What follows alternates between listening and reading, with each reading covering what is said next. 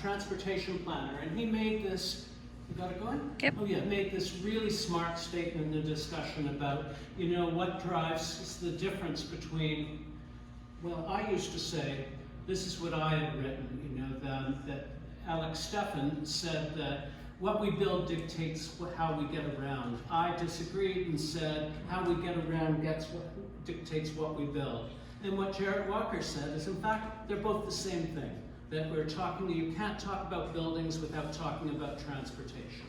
Now, look at Toronto, where we used to get around with horses, and then they had horse-drawn streetcars on King Street, and everybody lived within sort of horse riding distance of downtown, and everyone lived very close to everything else.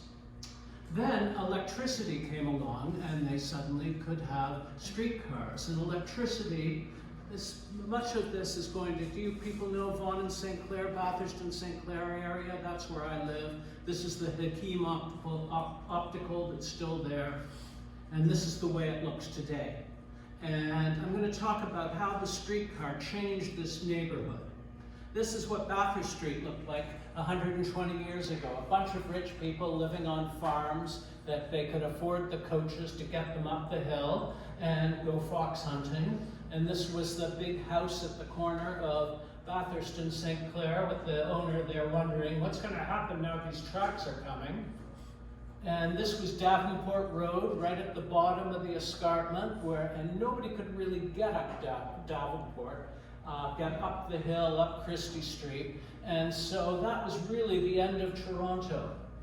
And this was the map in 1884. My house where I live is now, too short, but just above there, in the middle of the farm field. And that's 1884, because development was coming, but nobody really wanted to be there because it was so hard to get there.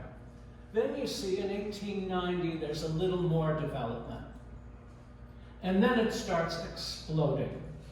And pretty soon, by 1913, the entire thing is filled. No, this is 1924. This is 1913. And the difference was that it basically became a streetcar suburb. This guy, Adam Beck, developed Niagara Falls and developed the electric power system. And he, in fact, didn't know what to do with all the power that he was generating because there wasn't going to all the houses yet.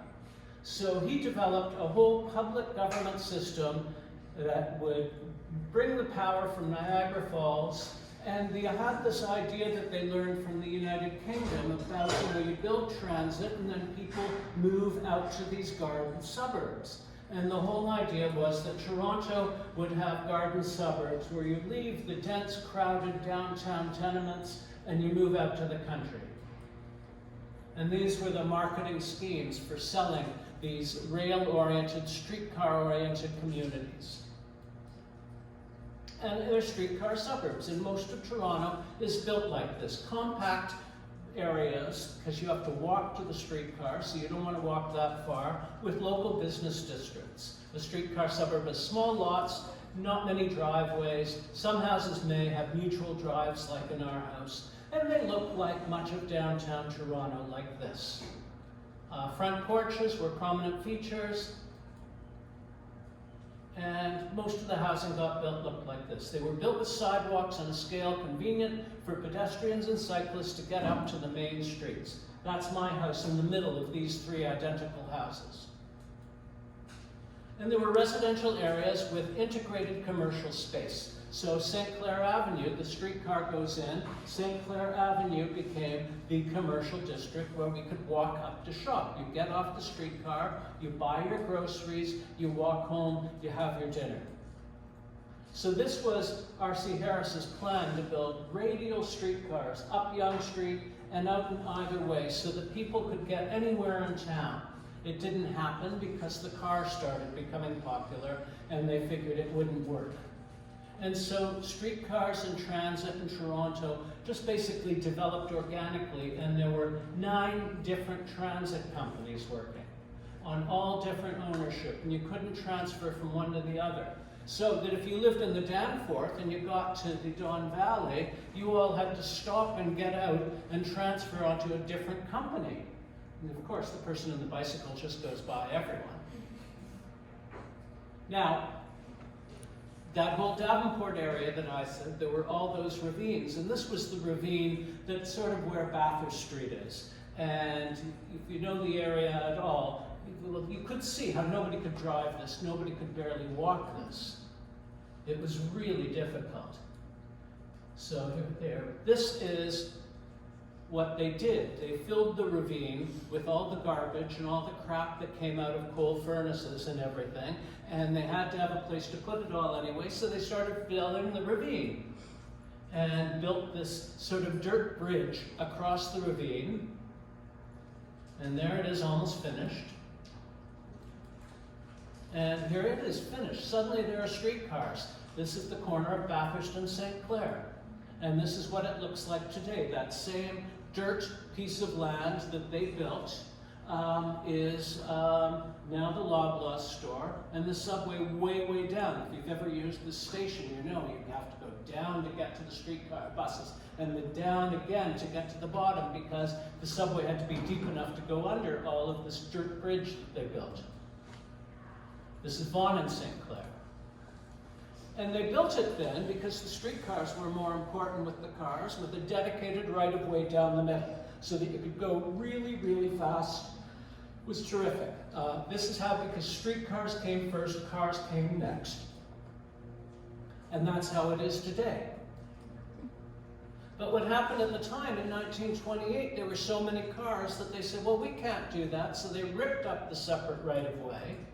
And they made all the passengers have to get out onto these islands, and a lot of them would get killed. And it was just not a good situation at all, as it was in the dedicated right-of-way. And they gave the cars more room, and this is a car that crashed itself right in front of what's now the Rushton restaurant. And here you can see them putting in the streetcar tracks in the middle. Streetcars were still so important that to build the new right-of-way, they actually temporarily built tracks to the side so that they could then build the new streetcar tracks in the middle. And they basically gave everything to the cars. The streetcars, unlike a lot of cities, what's the Rabbit movie with the streetcars in LA where they rip out all the streets? Roger Rabbit. There's really a whole story about streetcars in Los Angeles. We didn't lose our streetcars like they did, but we got turned into second-class citizens. You squeeze onto that island, well, the cars all whiz by. And anyone who's taken a streetcar on College Street, even though the door's open and the cars are supposed to stop, you take your life into your hand getting off the streetcar. And this was St. Clair. And St. Clair at night. Well, you know what's happened since. Before Rob Ford became mayor, this whole project started to take back the center of the road, put the streetcars back into the middle. He called it the St. Clair disaster. A lot of drivers still complain that it takes so long to get down St. Clair. But I take this, whenever I'm on a transit, I am taking this route, and it gets me home in 10 minutes. And every second lot along the street is turning into a condo, all the way down to the stockyards, where they built the whole stockyard development. The billions and billions of dollars have been created in thousands of apartments because transit is so efficient. And basically, it's what we've been saying, that the transit drives the development. Now many people live like this in the suburbs. And it's really pretty much the same story as the history of the streetcars. Everybody was impressed with the autobahns that they were being built in Germany, and they came back after the Second World War and built the whole interstate highway system. Here's Miss Blacktop and Miss Concrete cutting the ribbon to open a stretch of highway here in the early 50s. And they built this whole system called the Interstate and Defense Highways. The purpose of it all was that after the war, when Russia got the bomb, they were worried that if we have everybody living in cities and all the businesses in the cities, then Russia only has to drop one bomb, and you can say goodbye to Manhattan and all the industries and everyone who lives in Manhattan. And so they actually started a program of dispersal, of lowering density, of moving people out, because, you know, the Russians aren't going to throw a bomb at this because there's nothing there. And they moved all of the factories, suddenly became office complexes in the suburbs. So this was one of the first, an insurance company. Now the insurance company records aren't in Manhattan anymore. Russia's not going to drop a whole bomb just for an insurance company there, or the Bell Labs here, or the IBM labs here. It was a conscious decision. This is why cities fell into such disrepair and had so little money in the 60s and 70s, because in the 50s and 60s it had been government policy. We want people, particularly white people with jobs, to move out into the suburbs, and we want their employment, their jobs, the research facilities, the insurance records, everything to be out in the suburbs so that it'll be much harder to destroy America. If everything's in New York City, it just takes one good shot. And we did much the same thing in Ontario, developing a network of highways, not for the same reason, but just because we watched the American pattern and thought, you know, automobile transportation is the future. It's the way to do it. And the QEW, the Queen Elizabeth Way, was one of the first highways like this. And what it led to, and that kind of thinking led to, was suburban development, of which Don Mills was the first and the greatest. They knew they were building, let's take the most beautiful parkland in the city, the Don Valley, and let's just fill it with a highway, going up to open up this whole new Don Mills area at the top of it. And there was some great architecture and some interesting planning in Don Mills. And it just then continuously spread through the suburbs, this idea of car-oriented development with little cul-de-sac streets. This was the first big important one in Levittown. The American dream, a nice car and a nice house in the suburbs. You can have a station wagon and a boat and a dog and a big house. And of course, we know what happened with it. It wasn't sustainable. You needed to build all these incredible, expensive highways. And more highways led to more congestion, leading to more pollution, leading to even more congestion. And the injuries and the deaths that came from all of these cars, whether they're directly being killed or whether it's from heart disease and stroke and lung cancer and everything else, you know, the burden of deaths that are attributed to the car are extraordinarily high. Now, I used to write for The Guardian, and I talked about, well, we have to look at how do we make our cities work again? What is it that makes cities walkable? And I made the case that it's the right density, what I call the Goldilocks density, not too high, not too low. Paris is like sort of dense Goldilocks. You can walk everywhere. It's about 6 stories high average. And it's important, but what I call the Goldilocks density is dense enough to support vibrant main streets with retail and services for local needs, but not so high that people can't take the stairs in a pinch. Dense enough to support bike and transit infrastructure, but not so dense to need massive subways and huge underground parking lots. Dense enough to build a sense of community, but not so dense that everyone slips into anonymity. And I've seen this in a number of cities around the world. This is Vienna, which is really friendly for walking. And this was a development that they did in 1927, Karl Marxhof, which was a long, huge project of basically social housing that everyone could live, and they had shared laundries and shared facilities and stores. Really interesting project. And all the new housing in Vienna is like that. Single-family homes are unheard of. About half of the housing is owned by the government. All the buildings are mixed. They're all low like this, so that because their building code is different. At 8 stories, you hadn't suddenly changed to, you would need 2 stairways and 2 elevators, everything that we have in every building here. But below 8 stories, their theory is you can have 1 stairway, and you're supposed to go up your balcony if there's a fire. And the exterior wall is fire rated, and then the fire department will pick you off. It's a different way of thinking about fire safety. but it gives you whole neighborhoods of small buildings. Small buildings are expensive and inefficient here because they all have the 2 stairs and they all have the corridors. They don't have that here, and they're able to have a complete different texture of community. And they're all vast bike storage under every building. This is my favorite building. It's just beautiful with gorgeous courtyards. And nobody says, oh, I can't live in an apartment, because everybody lives in an apartment. And this one was built in a former airfield where they basically said, okay, we're going to build development. First, we're going to put out subways, then we're going to put out bike lanes, and once the transit infrastructure is in there, then we'll build these buildings. So suddenly nobody has to sit there and have a car. You don't need it. In Munich, I saw the same thing, where I stayed actually just outside this whole development, another military base. It's one thing they have a lot of in Germany is old military bases. So they're able to take these big pieces of land and do this kind of thing. And this was the entrance, not finished. Of course, they ran the streetcar line right out to it before they even built the thing. There's a loop right outside that entrance, and which of course connects to the subway.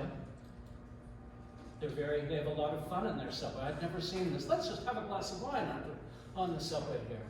And they build lovely developments, simple forms. They haven't figured that out here yet, how to do a simple building. And sometimes not so simple. They clip the balconies on the outside. But this is that whole radical simplicity that I was talking about a few weeks ago. And then there's Berlin. Here's the thing I was talking about. Instead of saying, oh God, we have to leave so much room for the cars, here you see the streetcar line, you see the place you wait for the streetcar right beside it, not in the middle, you see the bicycle lane, you see the sidewalk. That's taking up, all of that's taking up, what would we have, 2 lanes of traffic. Meanwhile over here, there's 2 lanes of traffic, period. And because they don't give so much space to the cars, they get, like, all the streets are lovely. Here's a pedestrian walkway. Next, people bring out tables for books. There's this in-between area where there's some parking, there's some planting. I just loved walking around Berlin.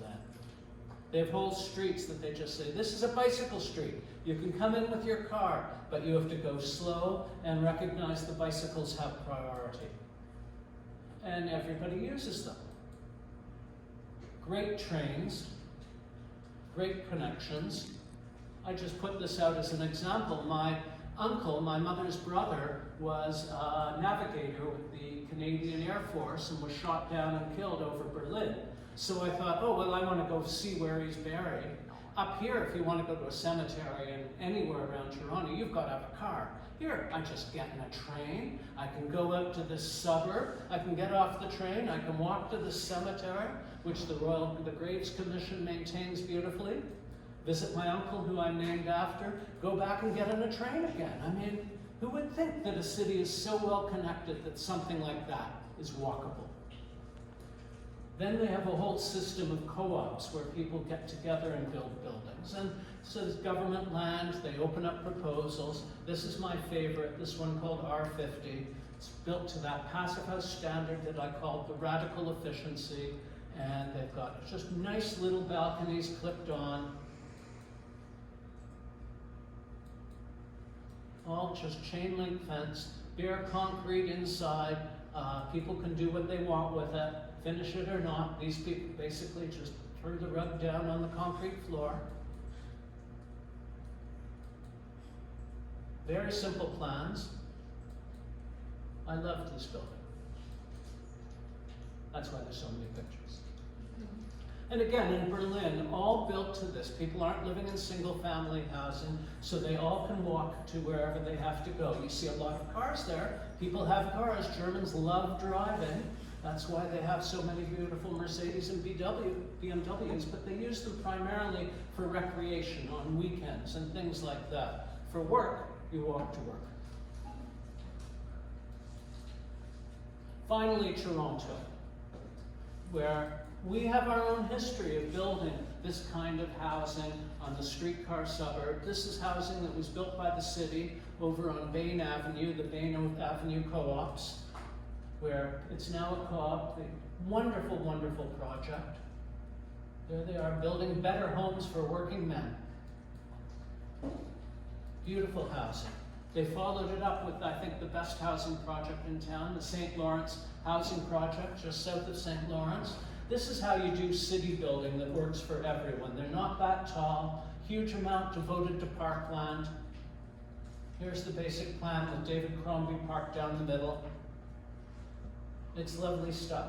The reason we have the high-rises that we have right now is that the people who live in residential areas are so not in my backyard that the only place that you can actually get approval to build anything is where people don't live, the industrial lands.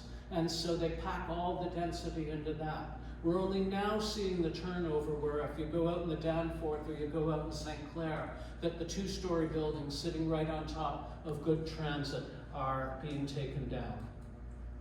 More St. Lawrence. And I think finally is Montreal. Montreal did it actually best. They did it with the Plateau District. You know, the Plateau District is famous for these crazy staircases outside the buildings, these twisty, dangerous killer stairs.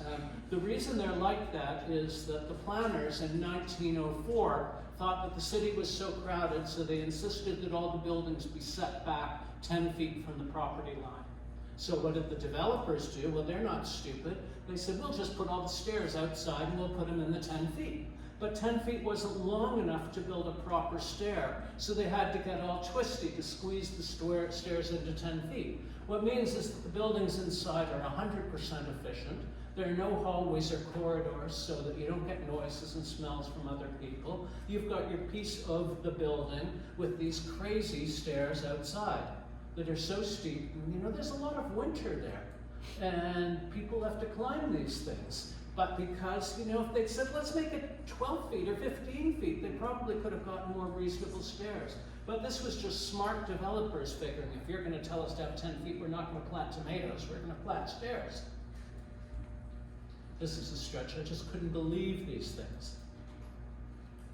But what it led to was incredible density. This is as dense as all of the high-rises in downtown Toronto, because 10 feet back from the street and suddenly you've got 3 apartments on top of each other, no corridors, no inside stairwells, no common spaces, just 100% efficiency.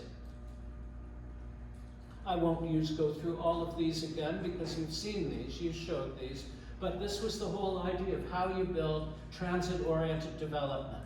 You want good connections, you want density, you want public transport, you want to shift away from parking, you want to densify enough so that transit works. You mix different uses, you make it compact, and you get, finally, sorry I keep saying that was finally, but there's one more little bit, and that is a bit about what happens when you have bike-oriented transportation. And my best example is in Copenhagen, where this is Mikhail Colville-Anderson showing this bridge, showing how many bikes go across every day and every month. And everybody bikes in regular clothing. You don't see helmets, you don't see bike gear like my bike pants for the rain. You just see people of all ages doing it. And it's really dense. I was out in rush hour and it took me 10 minutes just to get in between all the bikes whizzing down so quickly. The other amazing thing is that they all stop for red lights and they respect the rules because the rules are for everyone, and if the city respects the cyclists and gives them good facilities and a safe place to ride, then they'll stop for a red light. Cargo bikes, everybody's got cargo bikes. Sometimes you can barely move down the street for all the bikes. People take their kids. It's incredible. And again, any kinds of clothes, any circumstances, it's your basic transportation. And what's coming down the road, as I said, sort of the bike transportation people all cleared out because this is the coming trend. We will be getting around with e-bikes and e-scooters. When I was in Paris, I used them all the time, and they've now introduced this is owned by Uber, e-bikes that you can take. A lot of people are just tourists and having fun. But you saw a lot of Parisians doing their daily shopping, not all kids. This guy doing his shopping, going home on his Lime e-scooter.